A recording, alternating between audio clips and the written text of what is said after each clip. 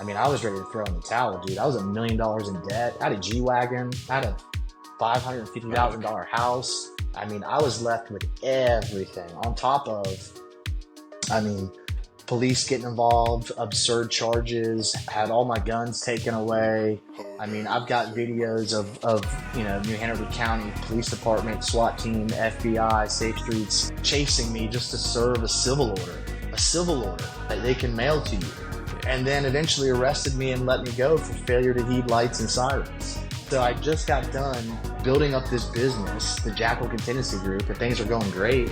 And then I get hit with a surprise divorce. Now I'm $1 million in debt, literally just under, and I have no financial income coming in except my disability. You know, I'm 100% disabled. So now I'm like, okay, and of course, whenever you need something the most is when people avoid you the most or don't answer. And it's like, man, everyone I called, I say everyone, there's a good 5 or 6 people who held it down for me, bailed me out of jail when my wife made up fictitious charges, picked me up, helped pay for a lawyer. And those people know who they are. And, without them, I wouldn't even be where I'm at right now. So I was lucky enough through all of that. And I've talked to a lot of these guys that we spoke about in the very beginning. And, more recently, more and more men are reaching out. And it's like everyone's got a story. We all have a story.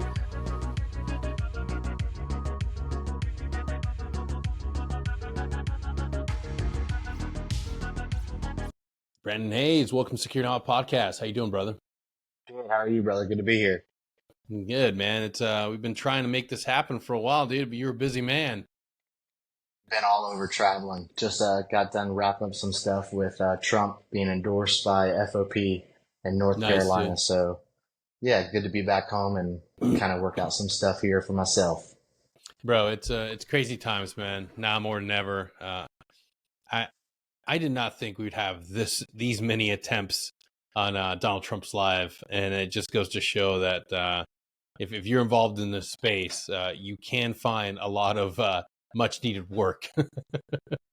It's to touch on it quick. It's pretty wild. He does have some good people that are on him, but he does need some extra outside private personnel to help observe some things that can be thwarted for sure. Yeah, absolutely, man. Let's kick it off, man. How'd you find yourself going into the military as a young man? So I led a very eventful life. For sure. I grew up in a very fast-paced environment. So my mother was a cop. I'm originally born and raised in St. Augustine, Florida.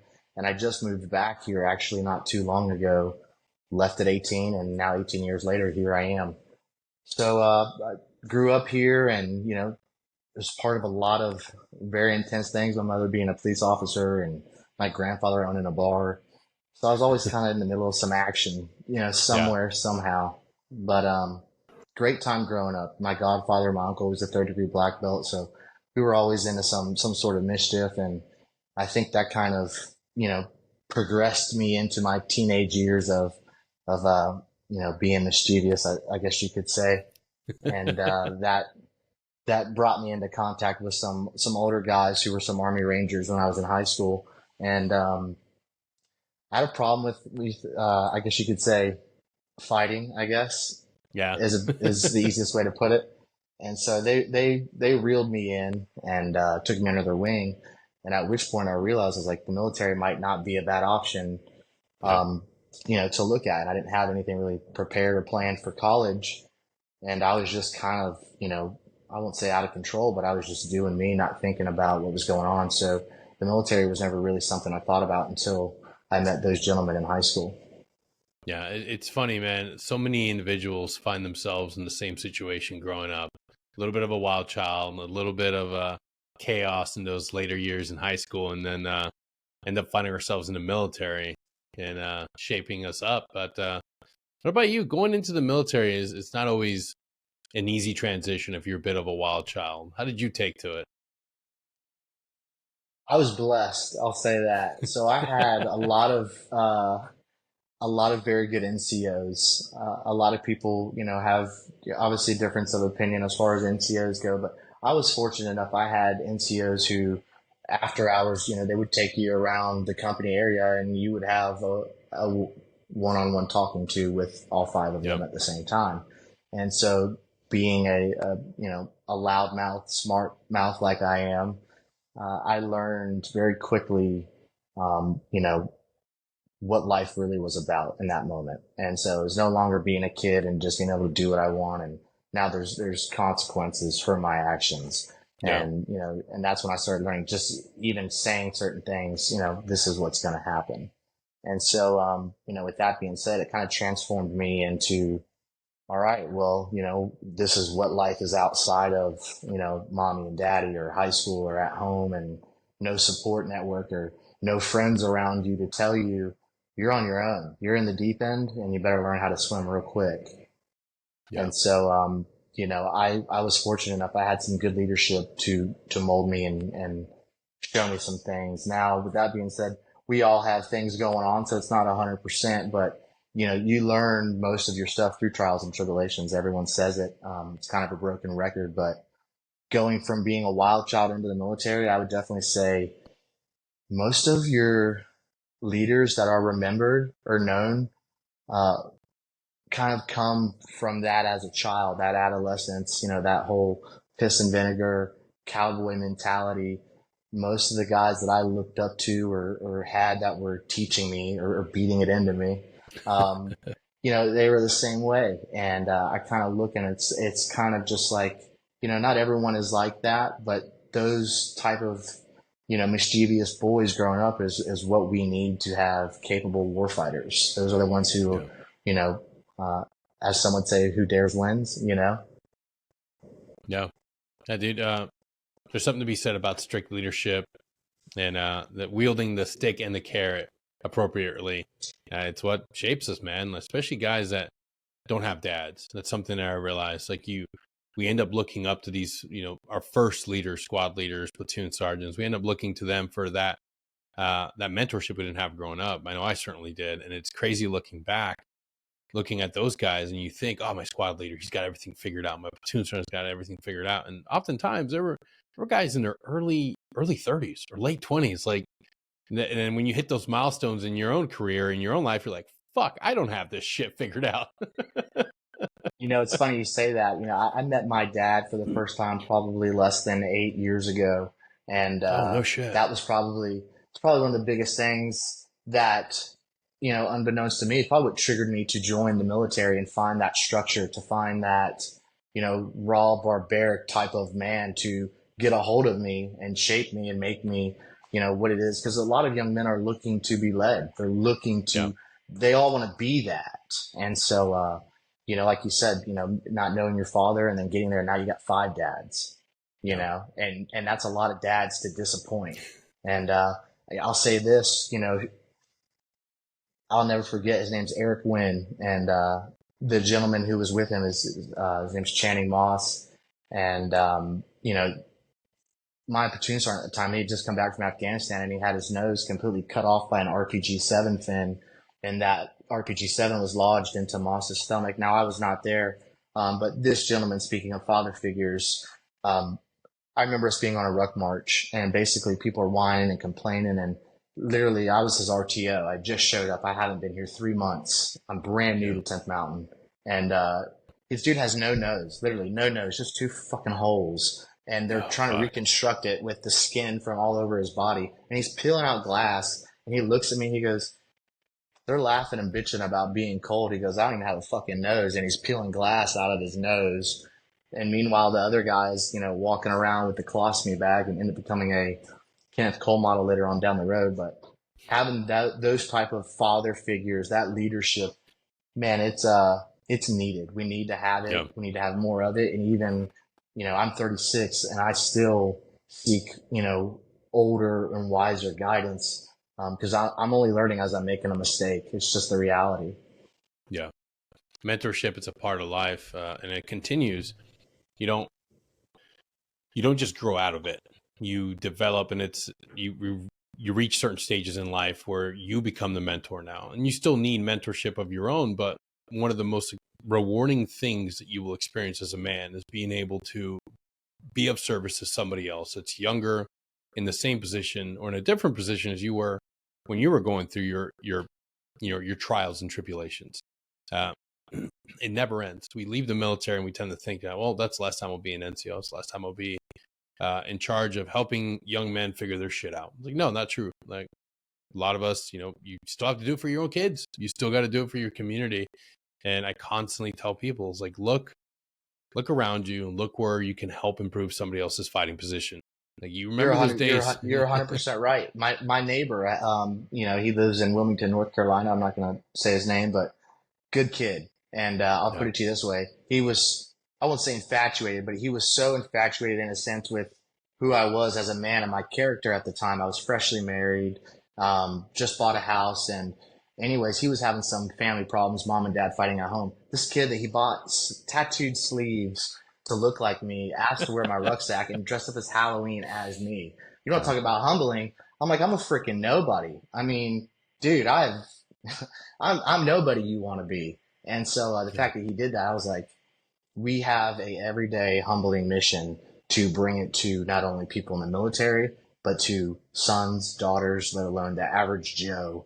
Because most civilians do not have the experience or have had their mettle tested to know where wise leadership lays. Yeah, that's very true, man. It's something that not only is beneficial for you as a person that's helping inspire a next generation of great Americans, but it's something that's needed. I always say that the very best of our country has been gone.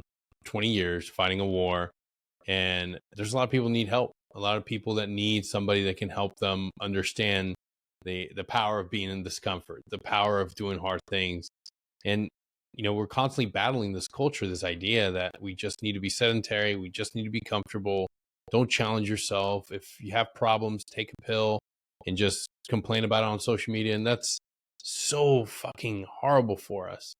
We have to be willing. I agree. We have to be willing to do hard shit. And every day I'm humbled by looking at what somebody from our community, the veteran community, SOF community, what individuals are willing to do while they're still in service, or even as soon as they get out, to inspire and help change. Because we have our civilian brothers are suffering too. They're dealing with a lot of mixed messaging from nefarious people who just want to promote horrible messaging. And I think it's up to us to do better.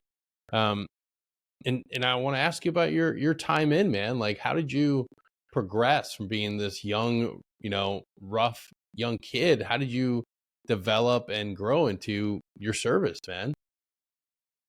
Well, I appreciate you asking that. I had a great time growing up in the military. I will say, a lot of people, they're not as fortunate. I had some of the greatest men, truly, I've ever had the pleasure to know. And it sounds like a fairy tale, but you could call any of these guys and they'll tell you so we'll start. So I got the 10th Mountain Division, and I showed up, and I literally, this guy, Staff Sergeant Wynn was my platoon sergeant. He literally had no nose, and I'm his RTO. And he literally said, "Don't come back until you find my nose." And I'm like, holy fuck, dude, where do I find your nose? Like, it's just holes. It's like that Nicolas Cage character on the bike on fire. Yeah. I'm like, all right. So, end of the day comes, I show up, and I was like, "Hey, Sergeant, I can't find your nose." And he goes, "Yeah, no shit." He goes, "Come back tomorrow when you find it." And I was like, it's like my first day in the CP. Okay. So I don't even know, my ass from a hole in the ground. My team leader, he had just been shot through the leg into a nutsack. He had a fake noodle from running a guy over point blank. Like I said, the other guy, Moss, he had an RPG lodged in his stomach. So these are the guys I'm surrounded with. Everybody, my second team leader was struck by lightning. So, God bless him. Yeah, he was half retarded, but God bless him. In a good way. But, all these guys, they were driving Humvees with sandbags for floorboards. There was no such thing as up armored. These guys are going through, and then on top of it, they got to Wheeler Sack and then got extended as they see their wives and girlfriends and brothers and cousins, sisters, whatever.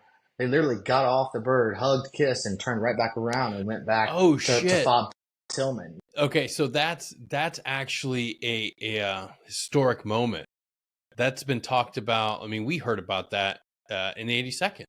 Like that is a historic moment in GWAT. That actually happened. That's fucking. It's an insane And story. Before they figured out they rotations, before they they figured got out. hit with a stop Oh, loss for real, and a lot yeah, of guys. I don't know how they didn't come home crazier. And so, yeah, that was my leadership. So I literally wake up at 3 a.m. and there's guys that are just raging and they're like, "What are you doing in our room?" And I'm like, "Holy fuck, where am I?" Like, I'm just a private. I just got here.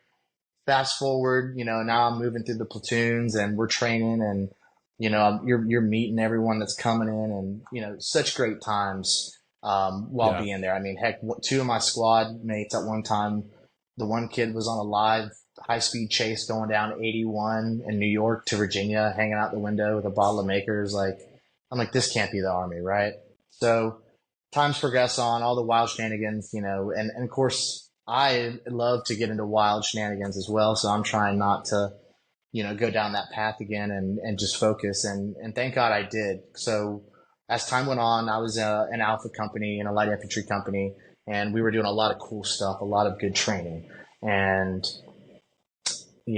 I always wanted to go to the scout platoon, and they would never let me go. So you never want to let your, good guys go, because you'd only have so many. I Yeah. don't say I'm a Yep. good guy, but you don't want to let the better of the herd leave, and so it helps make the rest of the herd better, obviously. So um, this guy, I never forget his name's Gonzo LaSalle. He's a good friend of mine, and this guy was the only guy I know that would lock up a sergeant major as an E7, and so.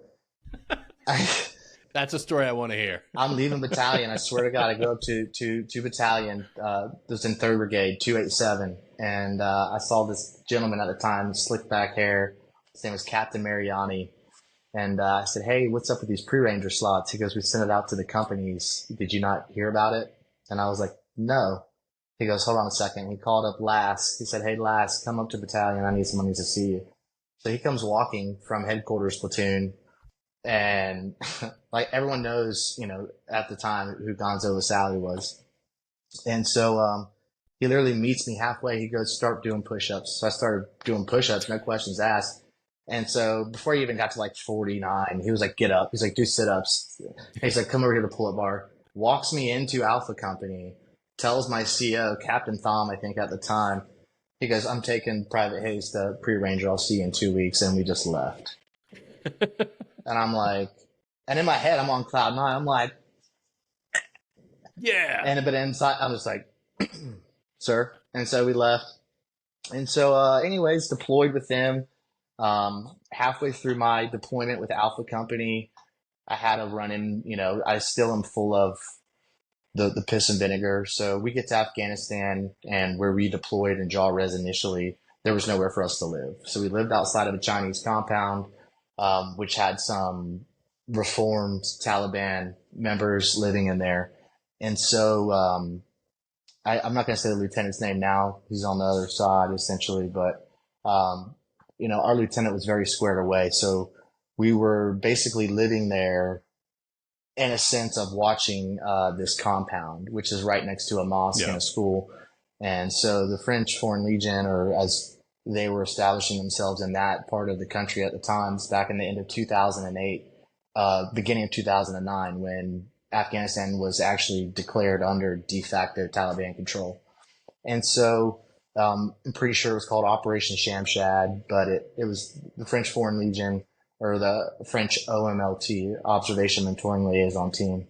So I was lucky enough to be able to be the long range communicator with those guys and go out, 100 Afghan or however many Afghan on patrols along with my light infantry unit, and kind of be the relay, the counterpart between the two.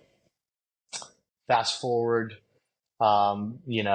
had a falling out with this E6. I'll never forget it. And I don't mind calling him out. His last name's Messier, and he's a dirtbag. And, and he got on to me for carrying frag grenades, and we were going out. It was maybe 8 guys total, 9 guys. We had a gun team on each, top of a mountain, and me and the PL and the medic were in the middle. Long story short, we get back from this mission, and third group at the time who was outgoing and 10th was, incoming. We were towards the bottom of Nurk Valley, and we were to clean up anything they didn't take care of. And so, it's just me and a lieutenant and a medic. And, I'm like, all we got is 5.56, automatic AK fire is going to pin us down easy. And so, especially when I want my medic up and shooting, right? Or my lieutenant. So I grabbed a bunch of fucking hand grenades. I'm Rambo'd up. I'm like, at least I can toss frags and we can break contact and get to one of the gun team positions and, fucking thank you, Jesus. That's my plan. Well, we got back and then the guy, basically scalded me because I was a PFC. I wasn't, worthy enough to carry frag grenades. And I basically made my way to the scout platoon that day. Guy's name was Sergeant Sullivan. He was a FO. He was a good fister. And I basically said, I'm going to put a frag grenade in your fart sack tonight. And basically my platoon sergeant Rao, he goes, Hayes, you can't say that out here. And I said, well, I'll say it again. I'm going to frag that fucker in his sleep tonight. I said, because no man's going to tell me I can't protect myself or my lieutenant.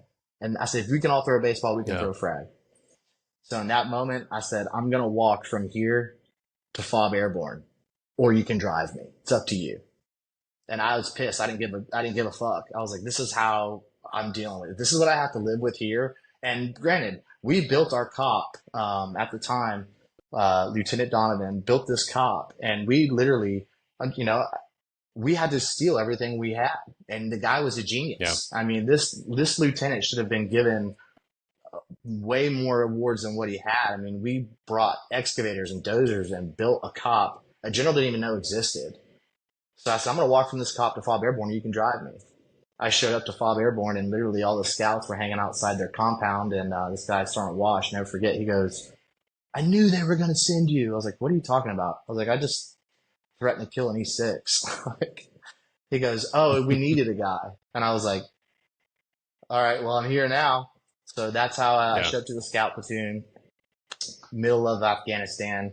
And it was the best thing that ever happened to me. It helped shape everything from my life from that point forward. Not that being with my infantry brothers and everyone there wasn't great, but it was destined for me to be there. Once I showed up there, the opportunities I was presented with, the people we worked alongside with, the amount of trust you are given as a 21-year-old kid who just celebrated your 21st birthday in Afghanistan. And I'm literally with two guys in a hide site, and you got to roll over and piss or shit in bags for a week or whatever you're doing. That is unparalleled to, what I was just coming from. So, with that being said, all the cool stuff deployed overseas, what's crazy is after I left that deployment and I got back to Fort Drum, maybe 6 months later, I deployed again with Germany, a unit in Germany, and ran into those same exact guys. And they were like, are we in the Matrix? Like, how are you just left us. And, with leadership there, I learned the biggest toll that having bad leadership can take on men. And the guy's name is Darren Hidalgo, God bless him. And so he was a double amputee. I was in country maybe 3 days, and this unit, was so dicked up, man. And it never was spoken about. None of my guys spoke about it either, but, I'll try to condense it. But it was just such a catastrophe that could have gotten way worse. And God bless everybody that was on ground that day. But, it started off as a 3-village KLE. And as we're making movement, we're being, basically surveyed by dudes on dirt bikes. And this is in southern Kandahar area. And so I'm used to being up in the mountains. So I'm like, this ain't right. This doesn't seem normal. And so, we're doing our thing. By the time we get to the 3rd village and we're rounding back to come to the cop, we're about an hour out if we leave that last village walking. And, he steps on something called a crush bowl, which is basically an inverted bowl with aluminum, and, they make their pressure switches, and it can be on top of either anti-personnel mines or however they want to make it. And so, long story short, man, this is how much leadership is needed amongst all of men and the confidence, even if you don't know what to do in that situation. And, as I say, we fall to our lowest level of not only training, but our lowest level of understanding in life. And, and Yeah. we'll move obviously that into another direction. But with that being said, as soon as this guy stepped on this crush bowl, he was a double leg amputee. My company commander at the time, Captain Maples, his sling pulled his bicep all the way down to his wrist. So he was immobile. The medic, who was brand new, I'm pretty sure he somehow injected himself with morphine. The secondary platoon medic took care of the actual double amputee. And at this point, I think we were in a minefield. So I had to get that PSS 14 or whatever the handheld mine detector is. And one of my guys, Russell, we were about 15, 20 foot from the blast. I'm thinking we just took incoming. And so basically cleared our way out of this minefield that we're in, created an inverted wise pro foot, medevaced it, so on and so on. But come to find out, it's like, man, even at the very end of this kid named Woods, he has his night vision up. He was the RTO. I was like, why is your night vision up? Why are you? Everyone was so distraught and just out of it. Like, I get it. A guy just lost his legs. He's going to expire because he's been here for 4 hours with no bird. That was it's a long story in itself. But again, the leadership wasn't there. And what I had learned while being in 10th Mountain and coming to Germany, I was like, man, you guys, one, wouldn't have made it in the 10th, but two, you would have got eaten up. Like, it sucks to say this in the moment. You have to be emotionless and you have to be able to make a decision and lead, or nothing is going to add up. And the amount of ground you're taking, you're going to lose. And that translates into our personal life when we get out. Like, we get so shell shocked, or so a buddy of mine says this best. His name's Tyler. He lives out on the West Coast, but he taught me this when I went through executive protection school: paralysis by analysis. And most of us get that paralysis by analysis, and we get locked in and we don't either progress in life, or we don't find a new job, or we don't know how to not be a tactical Todd no more, or whatever it is. So the leadership is absolutely key. Yeah. It's funny that's you meet people all throughout your career where that exact phrase speaks volumes to like that person. And you're right, that transfers right over to civilian life. Like, you can waste so much time and effort trying to create the perfect plan, the perfect vision, or you can start working, man. Or you can start moving. You can start progressing. Build it in flight, man. Like, you cannot, like, that's one thing when lives are on the line, you can't just sit there paralyzed thinking of the what ifs. Make the best plan and execute. Fail fast. Go forward. Keep moving. That's exactly what my buddy Tyler told me. Fail and fail fast. Hurry up and get to it, and then now let's get moving. Yep. Yeah, dude. It's hard. It's going through those experiences, man. It's difficult, especially when people tend to think that every unit executes the same missions and they have the same SOPs, and that's not true. I've been fortunate to serve in some amazing platoons, amazing companies, and it just makes me appreciate those rough assignments where you weren't around with like the greatest individuals, and it sucks when all hell breaks loose and you're in one of those outfits, man. It's not, and that's the lived experience for so many of our veterans, man. It just goes to show you that you make your bread and butter in the training and what you do preparing for combat.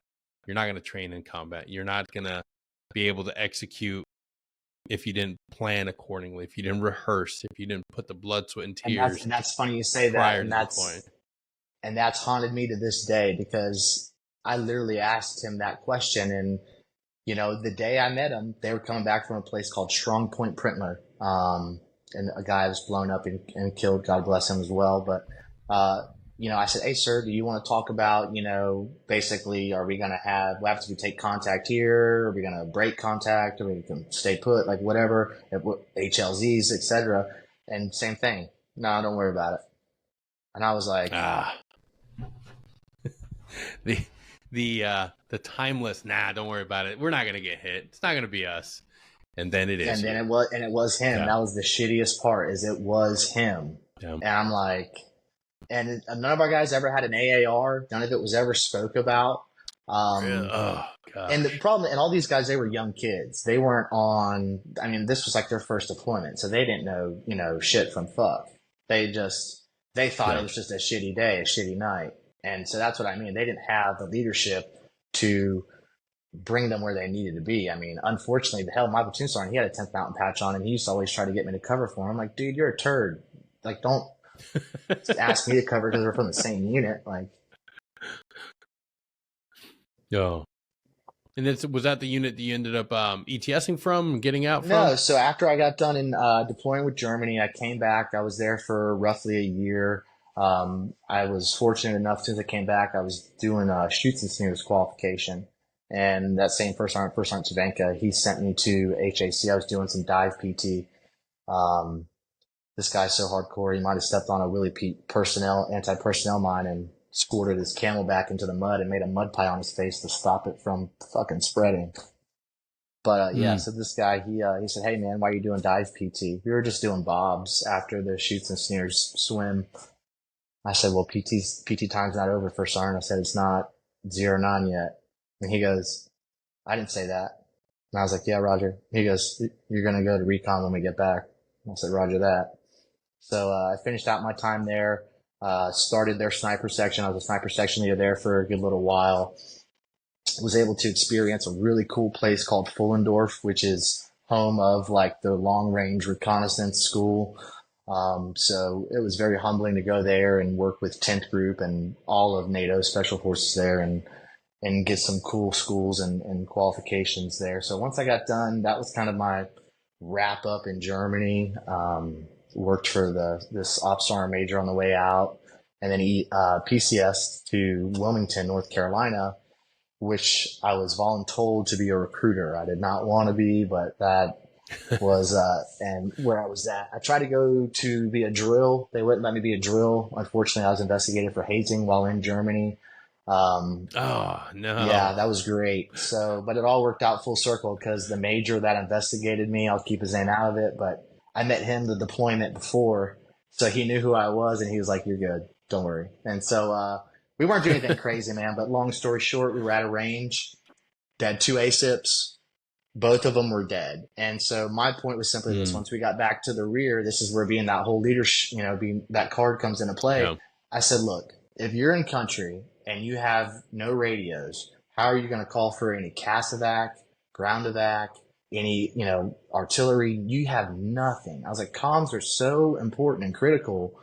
Yep. I was like, let alone you can't even tell an adjacent unit where you are if you need QR. And so I said, I brought him out back and had him in the front leading rest. And the regimental Sergeant Major Parrish, F that guy. And so it would be the second highest ranking person on the entire post in Germany on Vilsec. So the regimental Sergeant Major comes out of the coffee shop wearing his fucking cowboy hat and his Dallas Cowboy cheerleading gloves with the tassels and the Stetson swag. He's giddy up ready, baby. And so he comes out, he's like, "You're killing these guys." And I was like, "What?" And so nonetheless, he started the investigation, and because they were in the push-up position, the front-leaning rest, for more than 2 minutes and 36 seconds, it equated to more than 10 repetitions. And by whatever the doctrine is at that time that stated that's how I got convicted for hazing. So wow. I left Germany as en route to be a recruiter. That's why I couldn't be a drill. So came to Wilmington, North Carolina, was a recruiter there, and I didn't want to be. I had the option to get out, but at the time it was a 1059 school. And so, for those who don't know, if you don't complete a 1059 school at a certain point where the Army was, they were going to chapter you out. Oh, yeah. It's a big deal. And so, that honor grad. Yeah, I got honor grad all right. I got arrested in recruiting school and still graduated. So holy shit. I'm the only person to date. It's like a hat trick. that I know of. I am the only person to date, and I hope I'm not killing this full bird at this point, but to graduate recruiting school. But I was doing the right thing. It was St. Patrick's Day, and I was with a bunch of guys, and I was trying to get some guys in a cab, and a bunch of undercover cops. There was a fight going on, and I guess they thought we were part of it.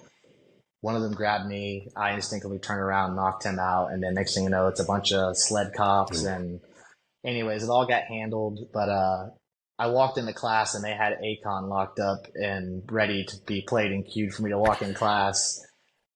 So I then graduated on the highest note and showed up to Wilmington as a recruiter. And I had a good time there. You know, I'd go rent the Hummer H3 from the battalion. I'd be on the beach cruising the beach, you know, putting up. I enjoy. I didn't want to be there. You know, no offense to anyone who's been a recruiter and loves recruiting. It's just not my thing.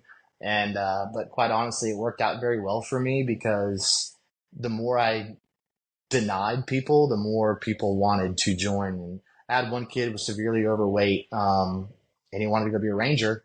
And I said, "You'll never make it, man." I said, "You gotta get your body right, etc." Yeah. Kid busted his ass, and every time his dad saw me in town, because it's such a small town, his dad's a very big, high up guy for Piedmont Gas, Mr. Randy, if you're watching.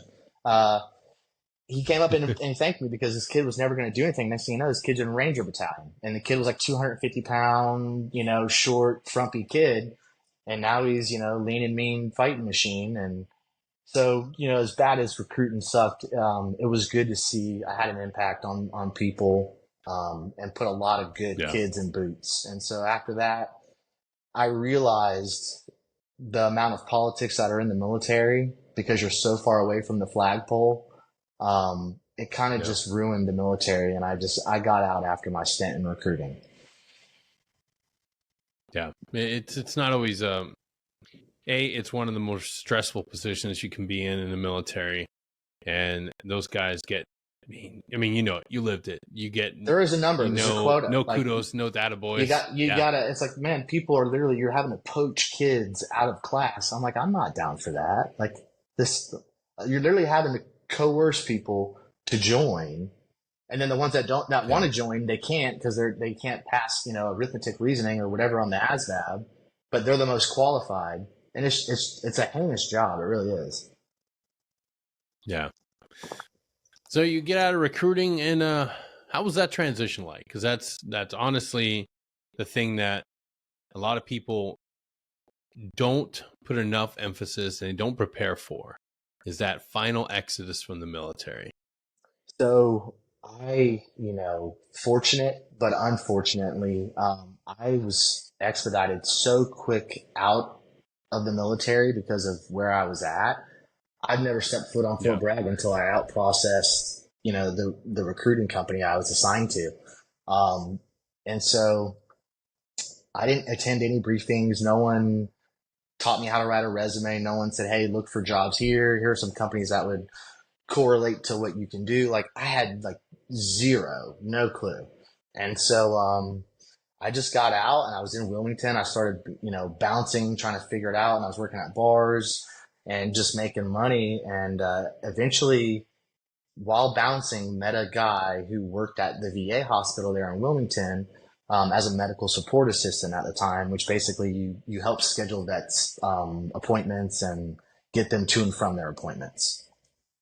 And so, you know, I was like, all right, and this is 30 grand a year. And, you know, it wasn't nothing. And I was really behind, you know, the Army, you know, you don't make a lot of money, you know, as a lot know. And so I was doing that and, just kind of had no plan, like literally no plan. I was like, I'm just going to take whatever to sustain and live. And so, you know, still hadn't met my dad yet, you know, like 3 years after this, I think I met my dad for the first time ever. So I'm just roughing it now in this town where I have no friends, essentially no family. And I was dating this girl at the time, and so I was kind of like using that as my crutch to like help me get my confidence and figure out, you know, what to do. And eventually, you know, I had a few corporate jobs when I worked there. I worked for a big company, Johnson Controls, and a few other. And I just, you know, while working for corporate, realized I can't do this. I don't know what it is about me or that the way I think, but I can't work with people in a corporate environment on that level they're just so disrespectful and like, you're not a human, you're a robot.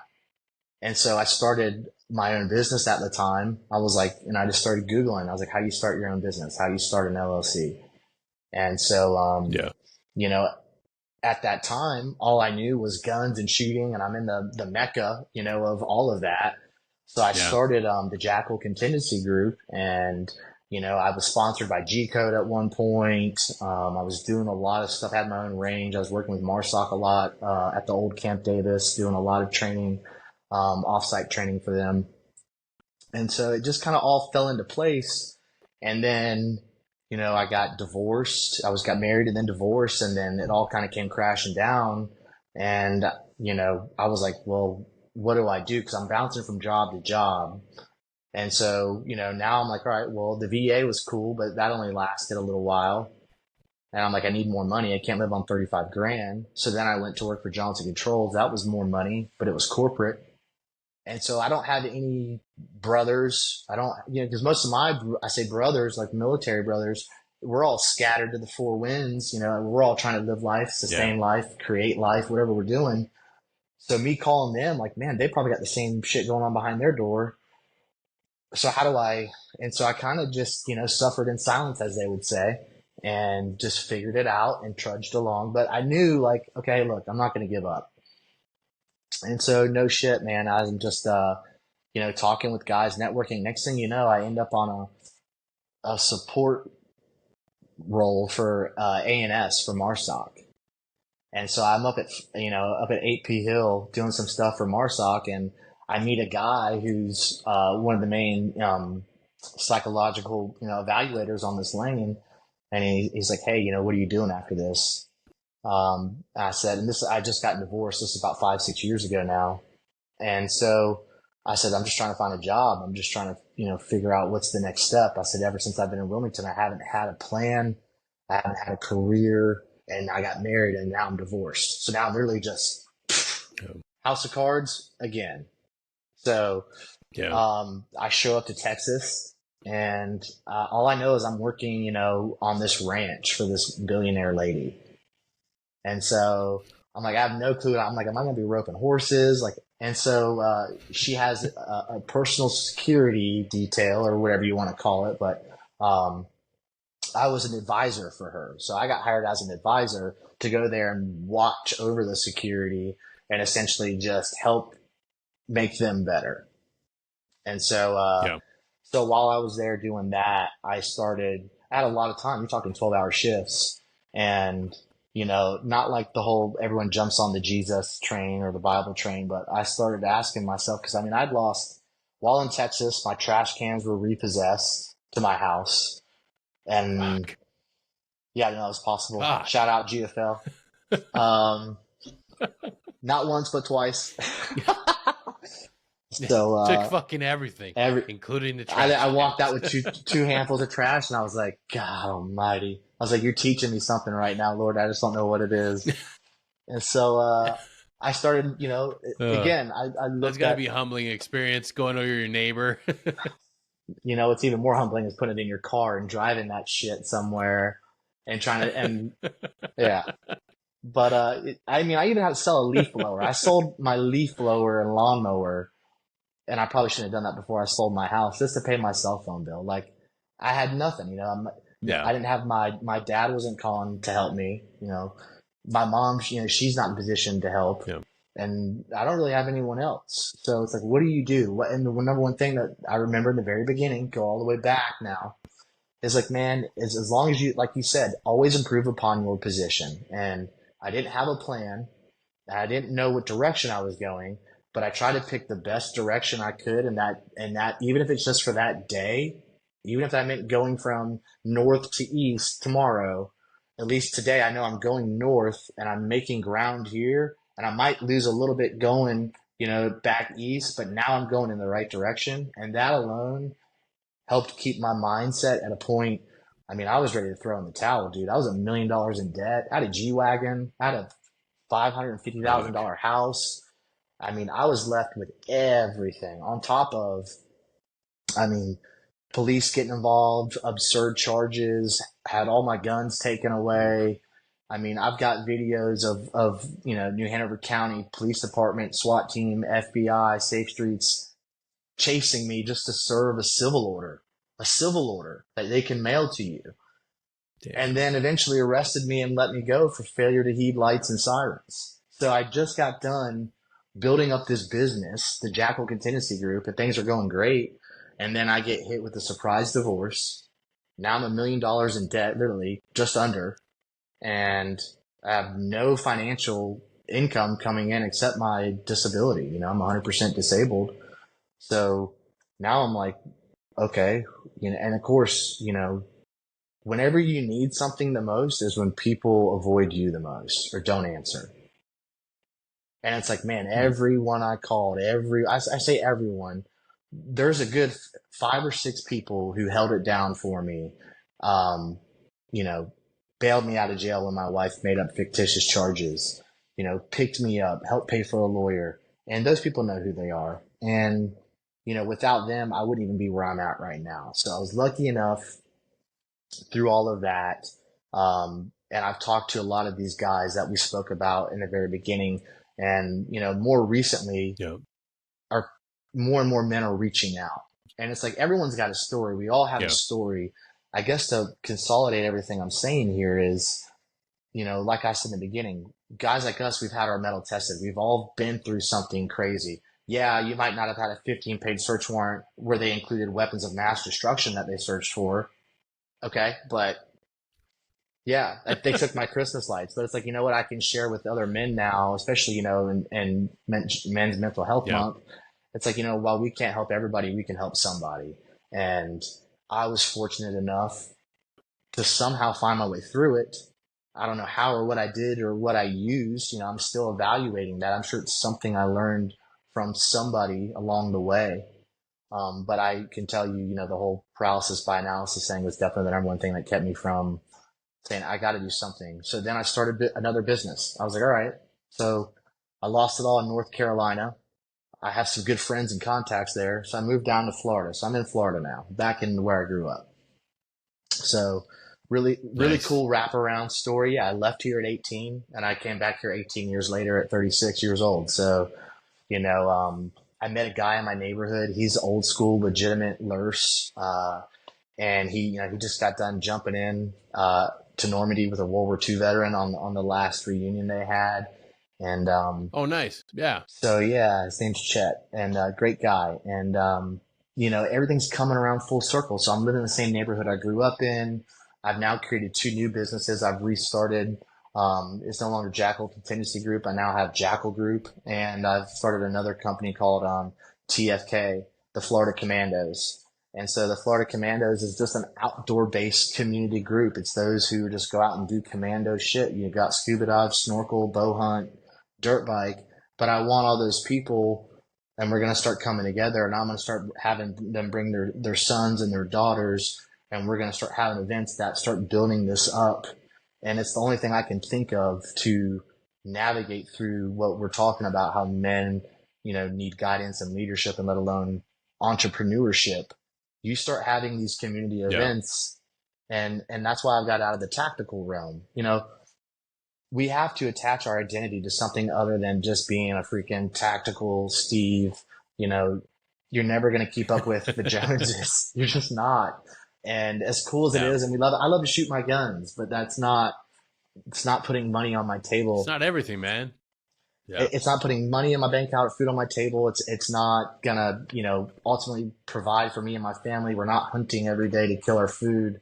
What is? Teaching guys, hey, if you have 2 or more LLCs, now you can create a diversified business. And while you might not know what business you want to do, I guarantee you'll spend $1,000 this year on some bullshit that you'll never use more than 2 or 3 times, whether it be shoes, clothes, or a belt.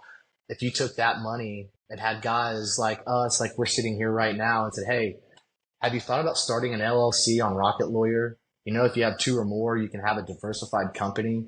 And it's like, now you can just start pitching stuff to companies and creating your own work. And essentially that's what I've done since I've encountered being divorced. I literally was cleaning solar panels on people's homes in Wrightsville Beach.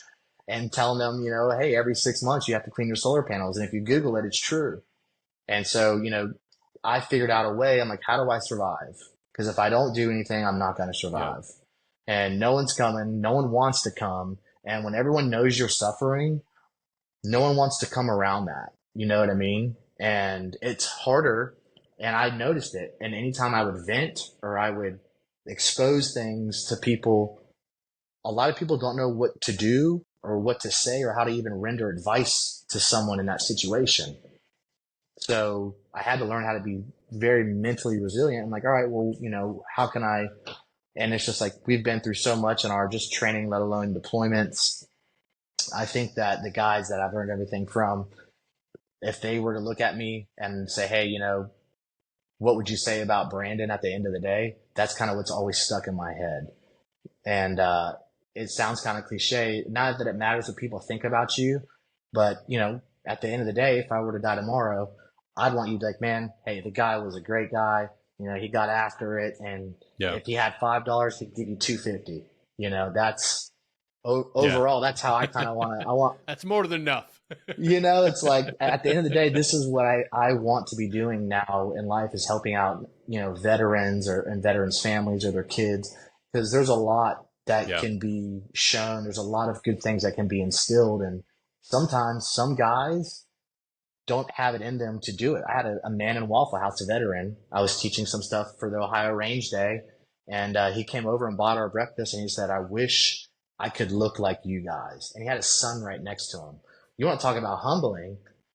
I was like, holy cow, you're standing next to your son saying, I wish I could look like you. Not that we're like studs and jacked and in shape or anything, but he clearly knows what his son wants to look up to. And so I think now, with all of us looking at how we can do stuff with each other, having that type of aura it's pretty rewarding in itself, just to have people come up and say, it's clear you guys do something, I want to buy your breakfast. And that's exactly what happened. He didn't know who we were. We literally were just in black shirts and some pants. Yeah, that's fucking awesome, man. Brandon, I want to thank you for coming on today, man. If people want to connect with you and learn more about your story, how can they get a hold of you? They can just go on my Instagram to Jackal6Actual, reach out to me. I'm sorry if I don't get back to you. I do have a lot of messages. Not that I'm super popular or anything, but I do try to help out every single person that messages me. My house has been flooded recently, so that's what I'm going to be taking care of after this, after I get off the phone here. But hit me up on Jackal6Actual on Instagram. If there's anything I can ever do for any veteran out there, I have a good Rolodex. I have a good amount of people who we just want to help. The more we help each other out and see other men and women do better, the more it comes back to us tenfold. So if you need help with disability, increasing your rating or having some understanding of it, I fought for 5 years in one mind at 100%. So I know a little bit about stuff like that. I know some other folks that have that more and better experience with it as well. But yeah, if there's anything I can do to help out anyone in any community, I'm all about it. And the more that we can build it together, I think will obviously show here in the next coming months. Absolutely, brother, man. Iron sharpens iron. We all need to help establish a greater, more positive veteran community. So you heard it here, folks. Slide into Brandon's DMs, flood his inbox, and ask any question. Brandon, thanks again for coming on, brother. Thanks for having me so much. Please.